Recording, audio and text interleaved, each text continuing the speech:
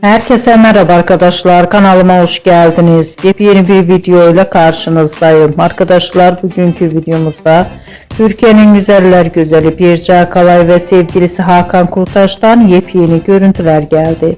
Muhteşem çiftimizin güzel, eğlenceli görüntülerini sizler için YouTube kanalımda video halinde sunuyorum.